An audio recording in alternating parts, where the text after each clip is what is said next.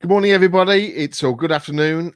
We had a slight break in our transmission there because I was hacked, basically. Yeah, that all happened instantly as I soon went on air. So it's obviously somebody who's watching me on air thinking that I wasn't monitoring my emails. Everybody else is sort of just standing by. I've just sent out a brand new link. I do apologize for that. I will explain more when everybody comes in. Because I've got no internet connection or anything. This is a proper hack. Here we go. Right, Mark's in. There we go, Mark. You're there. I do apologise. I'll get everybody in and I'll tell everybody what happened. Yeah, I will. Because it's scary stuff. That is proper scary stuff. So Grant's in. I'll give you an update in a second, Grant, what's happening. I'm just, I think I may have sussed this out. Well, not sussed it, but, you know. Well, you've caught the bastards. No, we're live. How are we? It's all right. It's a true British words. It's fine. Maz is here. That's it, yes. No, I suspect it's somebody who knows what I do because literally as I went live, that's when they attempted to change my password, Right. thinking I wasn't looking at my email. So Well, I'm glad we reset because now I'm in the top right and Maz is quite rightly down the bottom. ooh,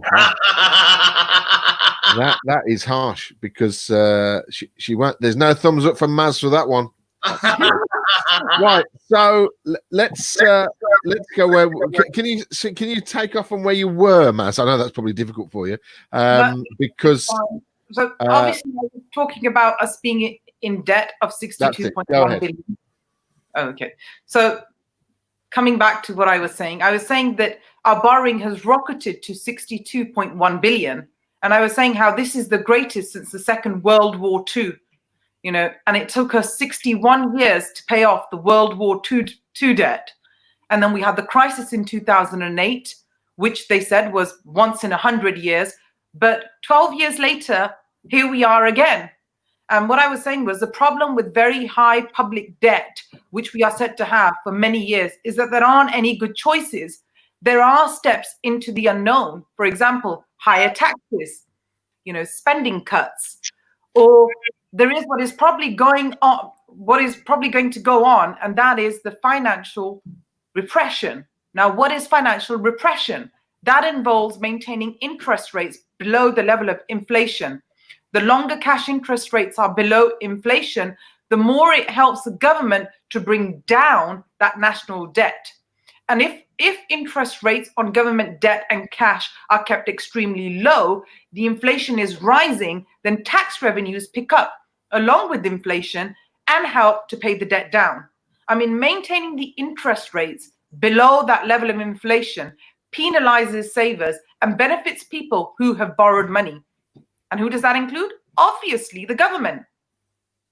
It can also be very risky. You know, and the monetary growth can be such that inflation can, you know, problems can develop. And I think we must now get all the businesses to open now and progressively wind down the cost of these schemes that are being offered by the government before it bankrupts the country. It would be good, I think, to have a statement from the government on how this will be paid for so that people fully appreciate there's no such thing as a free lunch. I mean, my own personal opinion, and looking at it from a stockbroker background and a fiscal and political perspective, increases on taxation must be minimal, with the major brunt falling on inefficient government expenditure. What do I mean? You know, we've got some obvious candidates like foreign aid. A lot of the countries don't need or use that for its intended purposes. If there's a disaster, give it to that country. Otherwise, charity always begins at home. And then we've got the third runway at Heathrow Airport. That in itself, I was having a look at the figures over the weekend, is a £14 billion project. Do we really need that now? And then we've got the welfare state. the civil service, and the House of Lords. These are just a few. The list goes on.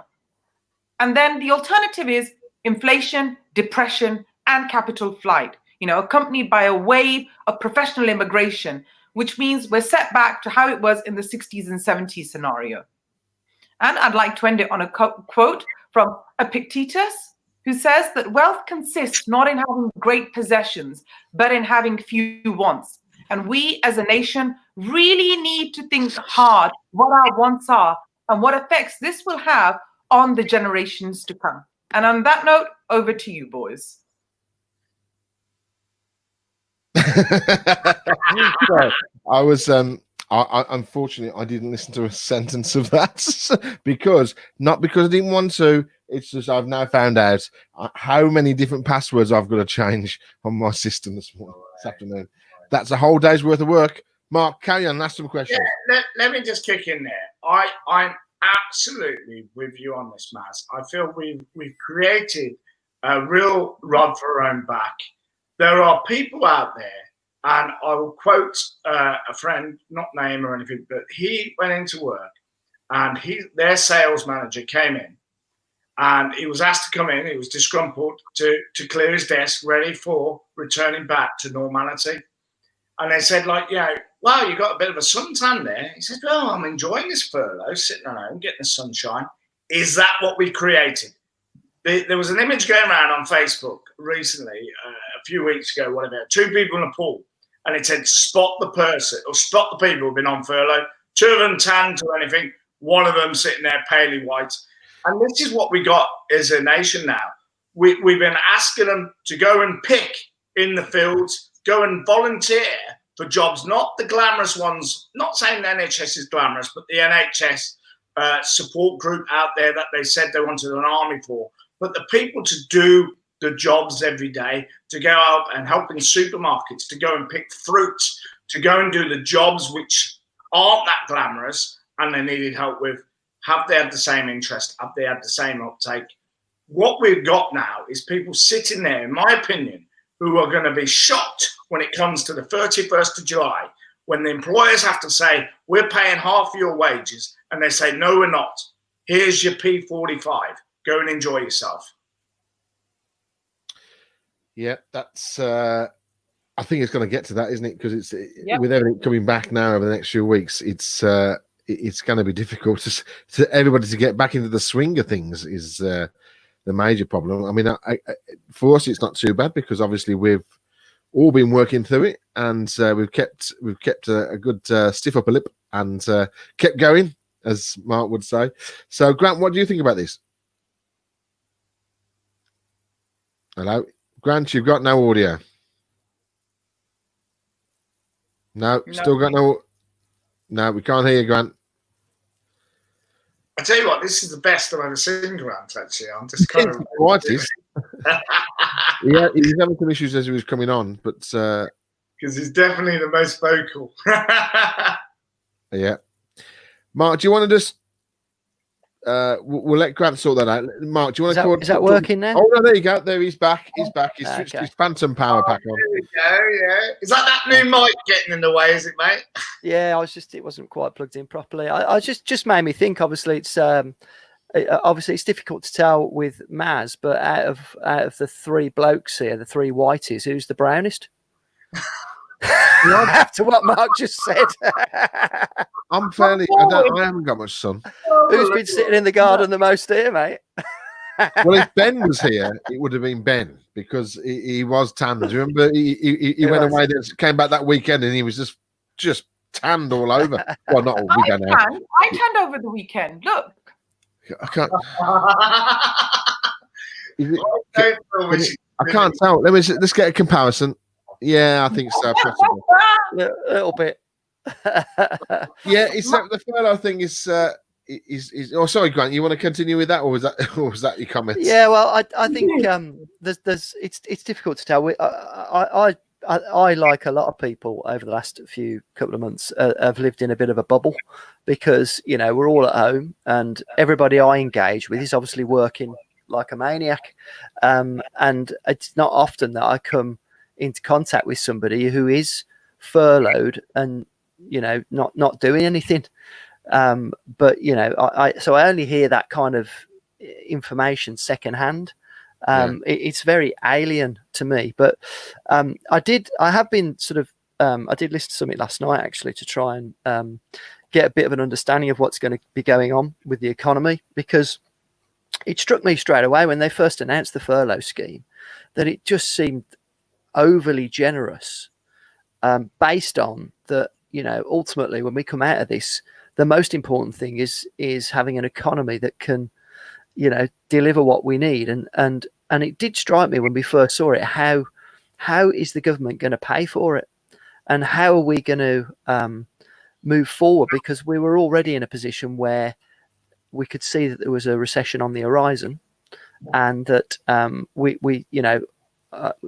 know that we've still got scars from the last recession in business. We can still remember how tough that was, and there's absolutely no doubt now whatsoever that we're going to hit a recession. It just strikes me that the way in which they've tried to help people, which on the surface seems like a great thing to do, and it seems like the right thing to do, could end up being in the long run much more detrimental to all those people than and the country as a whole. So I watched an economist yesterday just try and break it down, because it's great actually that Maz was so articulate. You've obviously got a good understanding of how all these sort of things works.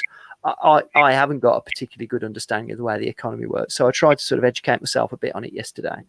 And it talks a lot about the way different countries are handling the whole furlough. And America, for example, looks like it's in an enormous amount of debt, and it just seems bizarre that they would just add to that massive debt by paying everybody's wages, when the alternative is that if they didn't do that, then people would have to find their own way. They would have to carry on working or find other ways of getting jobs. And it just strikes me as a short-term fix. It's a plaster on a broken leg in the long run. Yeah. And it seems to me like they've done it as a bit of a knee jerk to try and make everybody feel better in the short term. But ultimately, it could be absolutely disastrous. And the few people that I tried to sort of figure out who seem to know what they're talking about are talking about a depression rather than a recession that we are heading for. Yep. A recession. At the moment, we're officially in a downturn, which means that we've had a first quarter of the figures, drastically going down. We're likely to have a bit of a bounce back, because now as everybody goes back into work, and things start getting back to some kind of normality, we'll get a bounce back. But then after that, the ramifications of the amount of expenditure and all the amount that the government have spent and the debt that they've got, they're going to have to try and get that back, which means that they're going to end up taxing and coming up with all sorts of other ways of doing it, unless they can find some extremely creative way of doing it, which maybe they have got up their sleeve. Maybe there is an extremely creative way of doing it. I don't know. We will go into a recession and then a depression. And depression is when you go into a recession for up to a year and longer. In other words, a deep depression where things just keep getting worse, like we had in the 1930s. And the 1930s is the only depression we've ever had, but we've had 34 recessions. The one that we're in at the moment is the 34th recession since 1854. And that means that, the economy is contracting, not expanding. So what I really want to say to people out there that are in business is, you first and foremost need to be aware that this is coming. There's no question whatsoever that we are going to go into a recession. Signs are showing that it could be a depression. That means that if we remember what happened in the last recession, we had severe hardship, mass unemployment, lots of people really, really struggling to find jobs, get work, businesses, all their budgets are reduced. It was really, really tough. However, because I remember it so well, I actually lost a business back in that. I had a recruitment business that went bump back then. and my other main business, my marketing agency, lost a lot of work, and it contracted massively because a lot of the accounts that I had were reduced.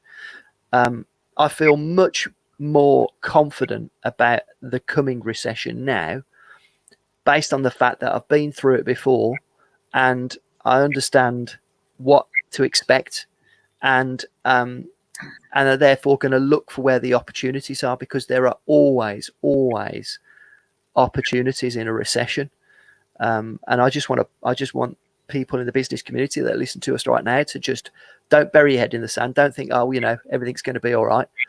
Everything is going to be okay, but we are going into a recession, and how you fare in that recession will depend on how you prepare yourself right now, how you actually structure your business, how you plan ahead, what you do with the bounce back loan that you've been given, the target audiences that you go after, the way in which you structure your business. Because the top businesses, the most creative, the most entrepreneurial, will always prosper in a recession, will always do well. Because even in a depression, the economy only contracts by 10 or 15%. That still leaves a huge amount of business actually taking place, a huge amount of trade. It's just a lot of the high profile businesses will go bump, will go under. There will be a lot more visually unemployment, and there will be a lot more hardship to see. But how we deal with that, how we approach it, and how we plan right now for that coming recession that is an absolute cert, will make the difference between success and failure in the coming years. How do you feel about what economists say that we can talk ourselves into and out of recession? What do you think about that, Grant?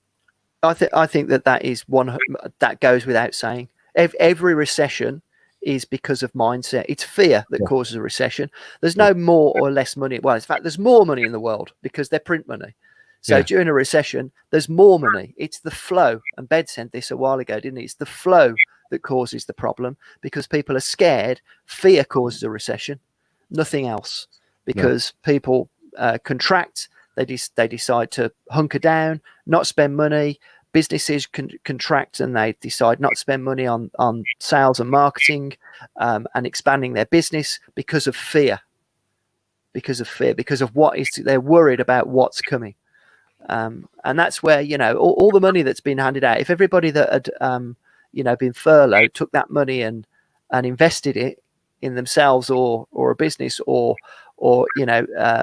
business owners take the bounce back loan and invest it in their business wisely to grow. If everybody did that, there would be no recession because we'd just bounce back and then everything would carry on. But we all know that that's not going to happen. No, that's very true. Mark, what do you feel on this? It's interesting because, like Grant, I've been in business through the last recession and lost the business, and it's a difficult one because you kind of feel that you want to go on regardless, but sometimes forces of nature won't allow you to do that. But having learned from those failures, and that's what entrepreneurship is about, is learning from those failures and really keep going. And I think that's what we need right now, is we need people to be saying to themselves, if I'm made redundant and I've always wanted to run my own business, give it a go. Take that risk, go forward and conquer. Don't sit back and say, do you know what? It's not the right time, because there's always an opportunity we can take from this. No, that is, again, that's very, very true. Maz, what do you have any thoughts on this? Maz, have you cut her off? It's interesting though about the whole starting your own business. I remember coming out of the ashes of the last recession.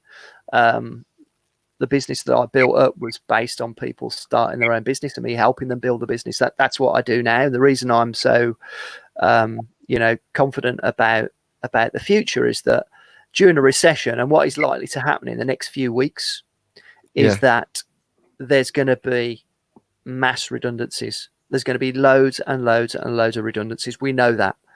Now, the businesses will go bump as a result because they won't be able to afford to pay the redundancies. But there'll be a lot of people that get cash from it as well, because they've worked for a company for so long, and then they'll get made redundancy. That, for a lot of people, is the opportunity they've been looking for to take the plunge and start their own business. So during a recession, there's always a lot of business startups that take place. Now, some of those businesses will go on to prosper and go on to boost the economy. And that's when things can start turning around and get going again. Because, entrepreneurs and businesses, that's what makes the world go round. That's where, that's where the economy is really at, and it's grassroots. It's small business owners doing their thing, working their socks off, giving that foundation to the economy.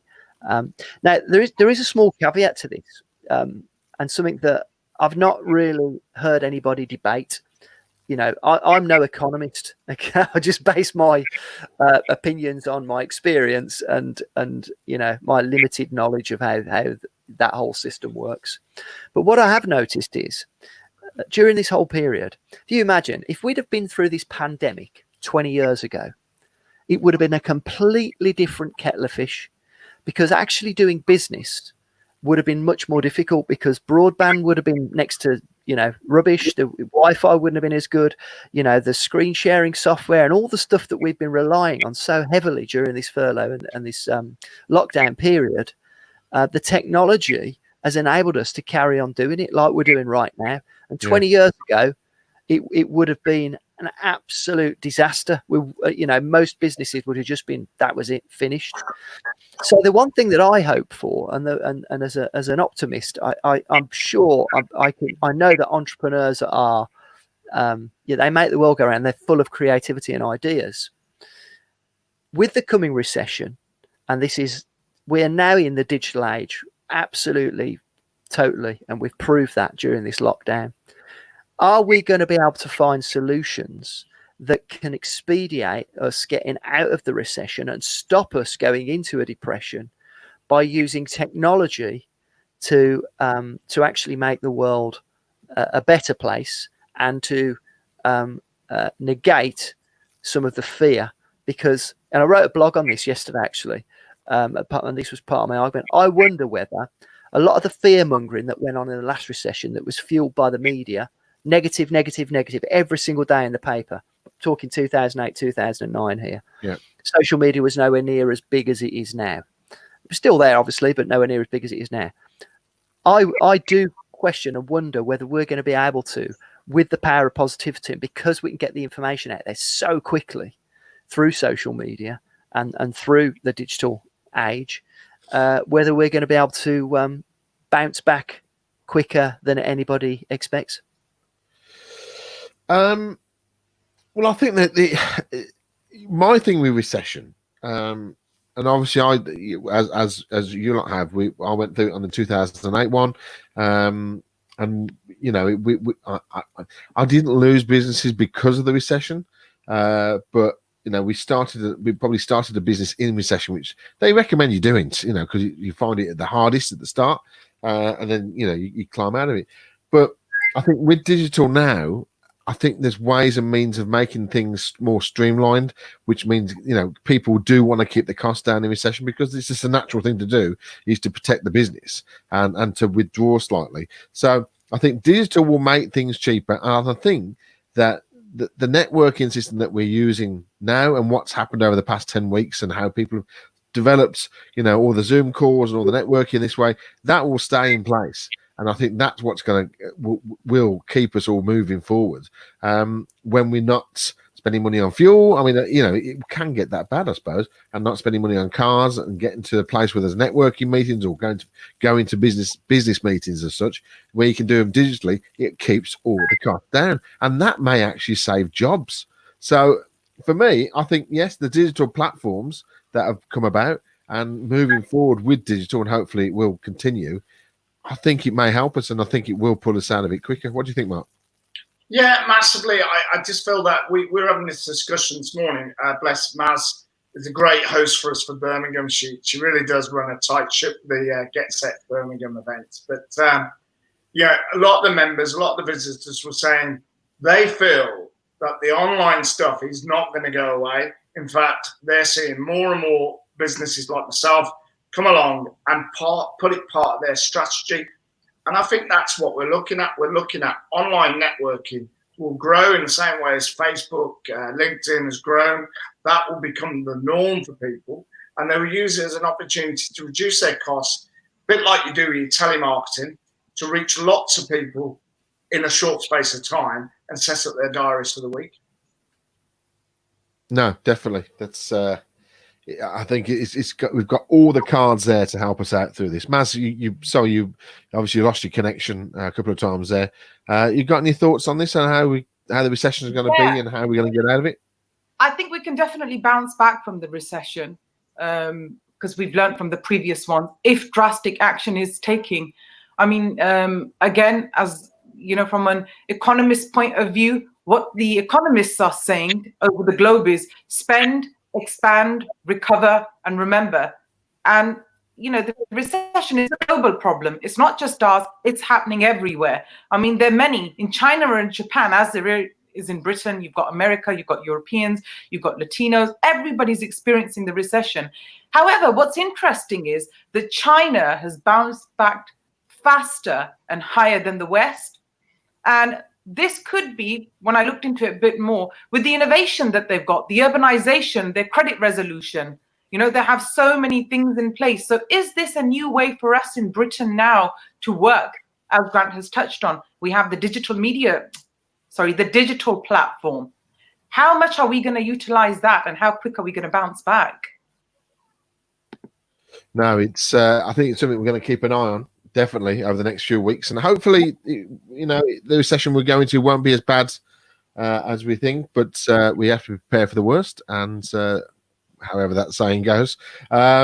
So Mark, you just want to, because we're obviously running out of time because we had that massive blip at the start, which I'm still getting issues with at the moment, but that's for another day. Mark, you want to talk about schools returning. This is going to be an interesting one, keeping in mind that my wife is a teacher. Okay, then, Mark, go on in. Let's do this. Is that a call for me to be kind? Yeah. No, you speak away. Schools are returning. Parents are having to struggle and make the decision whether they keep their children at home or send them to school. This has been a massive debate between teachers, scientists, and, in fact, parents. In fact, the school governors have called for the Education Secretary to delay opening the schools till September. And other schools are taking the approach that they won't open. But the simple fact is this: are we missing the big point? Are we missing the real issue here, that it's our children's health that we should be looking out for? There is very limited, if not at all, any scientific evidence to say that our children are in danger. Yes, they possibly could be carriers, but at the same point, we're opening shops, we're sending people to work. If we're to get the economy moving, and that's what we're talking about, we need to open the schools. We need to open the schools fully but safely. Now, the hysteria that the press have created has made so many parents fearful for their children that they are unwilling to send them to school. In fact, 50% of deprived children, those children from deprived families who cannot afford free meals a day, are worried about sending their children to school. What message is that we're sending to them? 46% overall, the whole population, have only come to terms with returning their kids to school. This is only at the moment years 1 in reception and year 6. So 1 reception in year 6. So what about the rest of the gap? We know it's got to be a start. It's got to be gradually phased in. But what doesn't help is teachers going out and saying they won't be able to cope.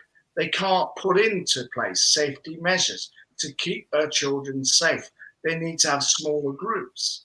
That is not the right message we should be sending to parents or anybody else. We get that you are scared. We get that parents are scared. But at the same time, our children need you now. They don't need, in a lot of senses, what's been happening is caretaking of our children. My wife is a key worker. My kids are not at school today because they've had to have an extra day off to do teacher training. Well, I simply ask this. Last week was half term. My school said, what days do you want your kids in? I gave them a list. I didn't think they would be in, but I thought, brilliant, they're doing their job. That's great. I've got to work. My wife works 5 days a week. I got there at 8:30, stayed till 8:45. No one came to the gate. So I get it. If you can't have the kids in half term, that's acceptable. But you have to have their kids back during educational times.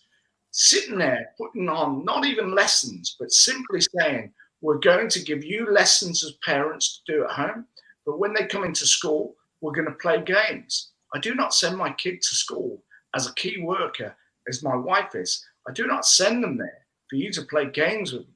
I send them there for you to teach my children, because their education is important.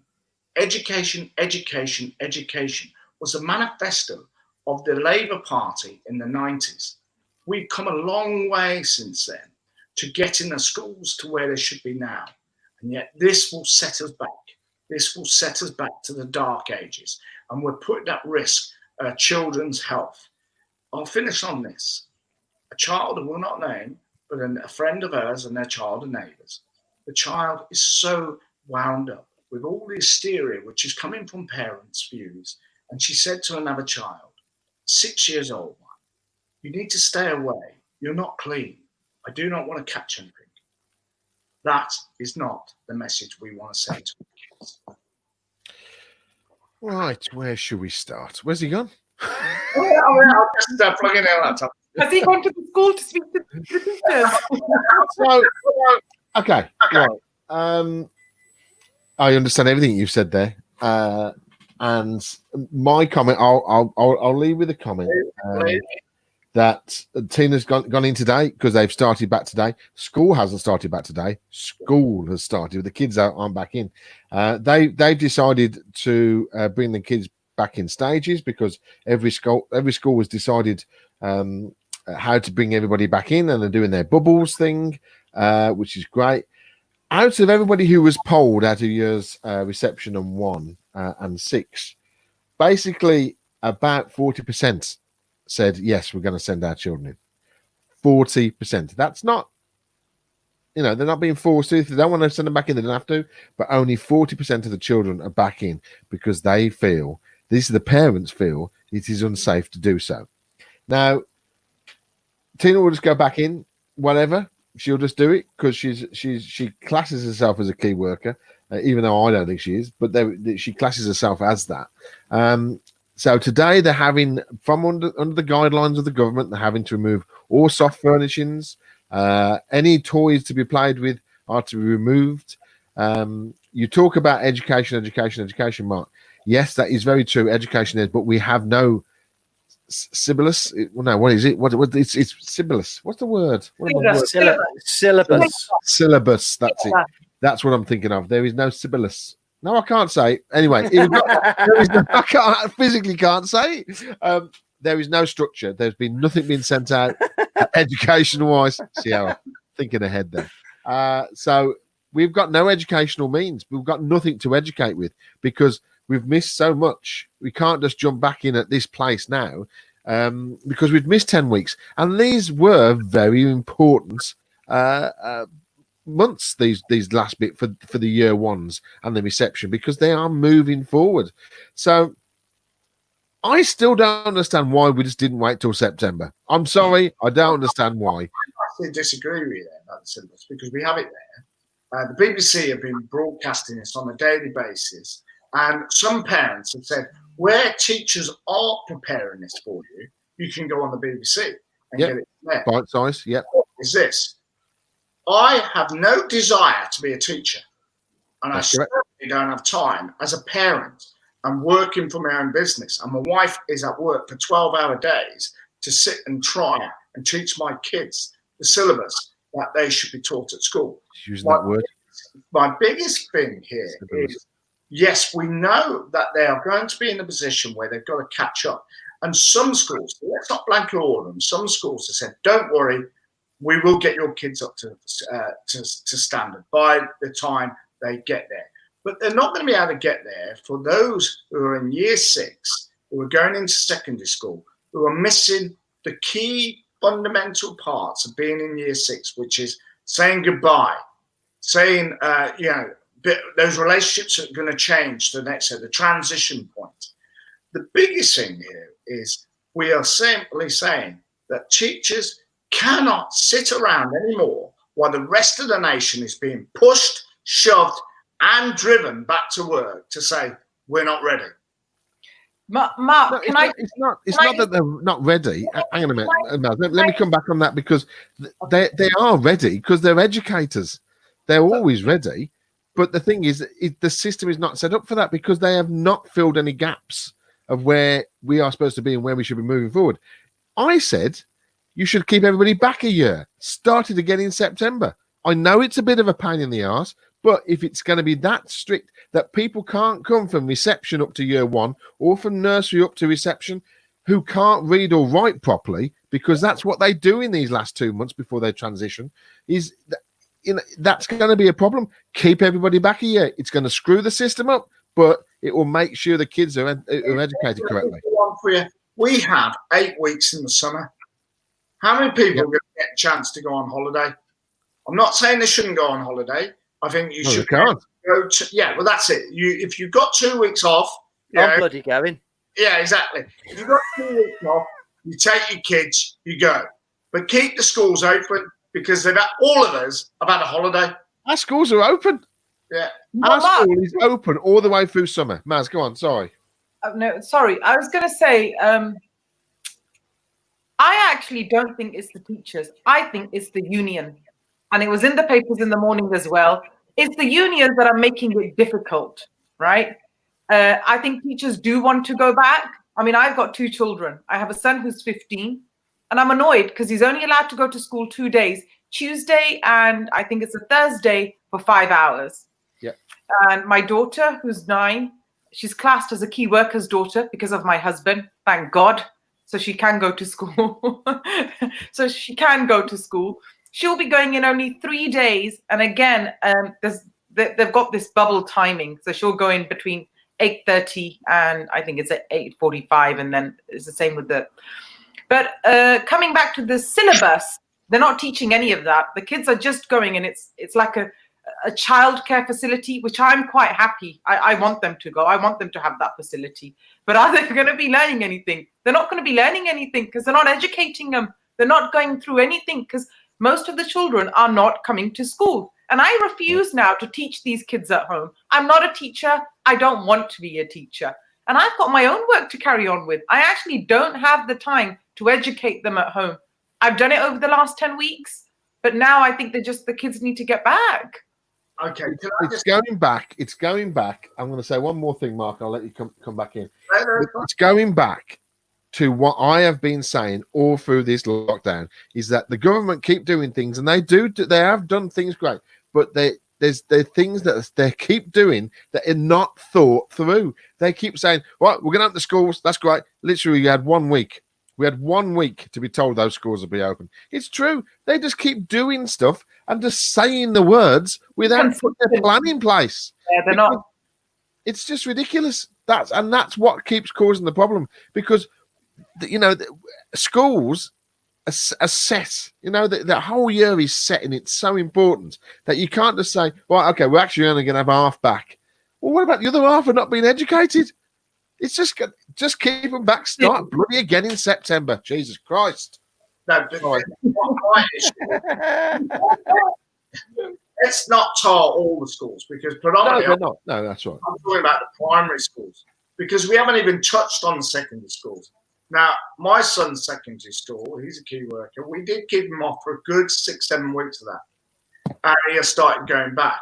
But they are doing education in the morning. And the afternoon, they're playing games. They're doing leisurely stuff. But they're getting the syllabus in. The primary schools have been given the same opportunity. Stop showing off by saying syllabus. Syllabus. The primary schools have been given the same opportunity, but they see it as childcare, not as they're there to teach our children. Now, that may change as schools come back and they start getting the numbers. But, our teachers are given greatest opportunity and I respect them without the utmost, because it's not the easiest of jobs, yeah. But I have one or two people who are friends who are teachers, and they're saying to me, "Look at that over there," and I'm like, "Looking at what? Those teenagers." That's why secondary schools won't go back, because they're all hanging out together. So what? We're not running a military campaign here. We're not saying to the kids, like, you can't be together, but they're old enough to say when they're in school, social distancing. How many parents, how many adults over this weekend, if you look at the beaches, stood 2 meters apart? Well, probably no, not many. All the idiots on the beaches. What I Yeah. mean, like, we're going to have this situation where we'll know what the numbers are and what they aren't. And as to the government, they're making these decisions. They will make these decisions from scientific advice or from the best solution they feel fit. No one has the right answers in the pandemic, what we're in right now. For the simple fact is this: we've never been through this before, other than the Spanish flu, which was 100 years ago, and half of that wasn't even spoke of. Well, as somebody once said many years back, we'll fight them on the beaches. Anyway, so I think that's going to. Grant, sorry, you haven't said anything there, or do you want to just say a final few words before we finish? No, you're fine, mate. He's done his recession bit. He just doesn't want to say Sibyllus. If I start slagging off teachers, I'll get it in the neck at home. I know that's right. No. It's off to a teacher who's off today, who's blessing and have to see girls behind me. It's hard, but I'm still going to blame the government. Anyway, that's it.